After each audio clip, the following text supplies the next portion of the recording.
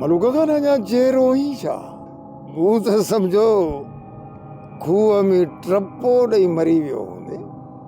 पोइ सोचियुमि त मुल्क जा खूह विया आहिनि सभु लटिजी, पक सां ज़हर खाई मरी वियो हूंदो। मलूका खान यार मरंदा आहिनि ग़ैरत वारा, बेग़ैरतनि खे न को लहर न को लोॾो। मजबूर आहियां, बेवस आहियां, लाचार आहियां, ग़रीब आहियां, मिसकीन आहियां, पर बेग़ैरत न आहियां। तूं ॾाढो आहीं, मर्ज़ी जो मालिक आहीं, पर पोइ बि तूं दलाल आहीं, दलाल।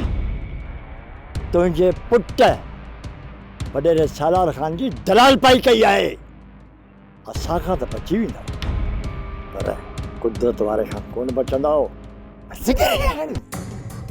ज़ुबान वेठो तो खोली, हिकिड़ी न जी भट ॾिनी मां, चीकट कंदो त चीकट, जी जी।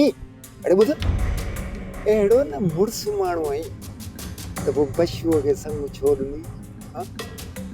छो ॾिनी बशूअ खे संग? या बाबा जी चाल हुई, सभु सम्झां थो।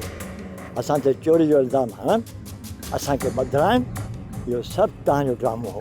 अव्हां जेको ज़ुल्म कयो आहे न, सभु कुदरत वारनि जे कागज़नि में लिखियलु आहे। बसि अलाह पाक सब्र ॾे सुल्तान खे, न त तव्हां सभु हुन जे हथां बर्बाद थी वेंदव। तंगे खे धमकी, हीअ न चंपो वठो कंहिं ॿूथी फेराए सुल्तू सुल्तू सुल्तू। छा कंदो रे मूंखे सुल्तू? इहो सुल्तू आहे कहिड़े बाग़ जी मूरी? इहो त मुंहिंजो ॾींहुं खारी जो तुंहिंजे बूथ लॻी वियुसि, त मूंखे कहिड़ी ख़बर त तूं हिते बीठो आहीं। कहिड़ी ची भट ॾिनी माव, चीकट कंदा वतंदो, चीकट, ची ची ची ची ची त हाणे तूं कंदे। फिल वक़्तु वञा थो, ॾिसी रहंदो साईं तोखे बि। हा तूं ॾिसी रहिजांइ, मुड़ुस कंभू खान महल सां वञी को तड़ो बड़ो कर त बुराई लही। भागो मोह चढ़ी वियो मुंहिंजे सुबुह मथां, ख़ुदा जी साईं कुदरत जो। हाणे मलूक बि थो तंगे खे मौत जूं धमकियूं ॾे। हिकिड़ी न ची भट ॾिनी मांसि, चीकट कढी छॾींदो सासि, चीकट ची ची कंदो वतंदो, ची ची। सोप सीरियल सिंध ॼाई तमाम एपिसोड्स ॾिसो हाणे HD क्वालिटीअ में।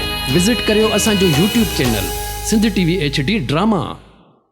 सब्सक्राइब कयो असांजो official YouTube channel Sindh TV HD drama ऐं वधीक अपडेट लाइ बेल आइकन खे क्लिक करियो।